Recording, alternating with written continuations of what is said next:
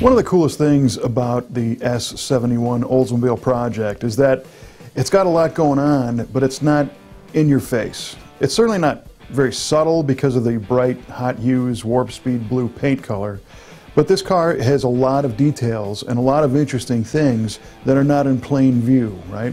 One example is the ISIS intelligent multiplex wiring system that runs all the electronics in the car. The way this works is instead of having traditional copper wiring that goes from the battery to the switches to the lights and to all the, the motors and everything else in the car, you have what's called a Mastercell, which lives, in our case, behind the glove box, and then you have Powercells, one in the front of the car, one in the back of the car. And what these do is through an electronic communication network, they receive an input from a switch that sends a signal to the power cell, and the power cell turns on the device, be it the headlights, the wiper motor, tail lights, turn signals. And the advantage here is that you don't have high current running through the middle of the car all the time, but you can also assign personalities to any of the functions of the car. So our goal was to build some new modern car functionality into this thing. So we did it with the something as simple as the dome light. We were able to train the ISIS to control the dome light so that when you close the door, it slowly dims down instead of just being on and off. The ISIS is also controlling the headlights, the tail lights, basically everything electrical in the car. And one of the neat features of the ISIS is the diagnostics, where you can very quickly look at the master cell or the power cell if something's not working, and you can visually see with indicators where the problem lies. If it's a bad bulb, if it's not being connected to the switch, it's all right there and easy to see. After we got it all wired up, the next step was to get the car running and get a tune-up on it. If you recall, this car has an Oldsmobile diesel block-based 422 cubic inch stroker V8 built by BTR Performance.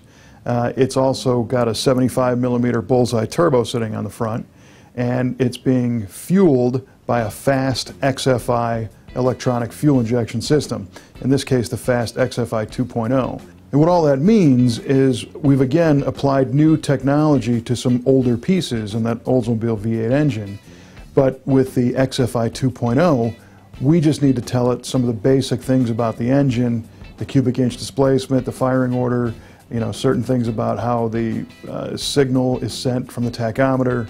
And then we get those parameters established with a laptop, and we can light this thing off, and the FAST XFI 2.0 system will start to smell the air-fuel ratio with the oxygen sensor in the exhaust system and constantly monitor and revise the tune as we drive the car.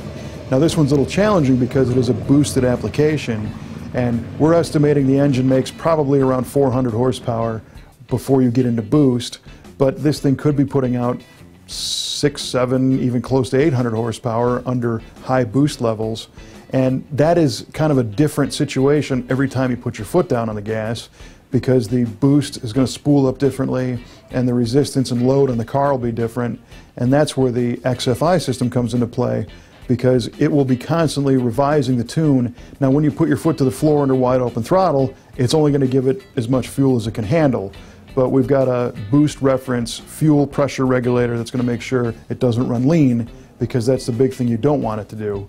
And in our situation, after just a little screwing around with getting the laptop to connect and everything else, the car started up, fired, and it ran really good.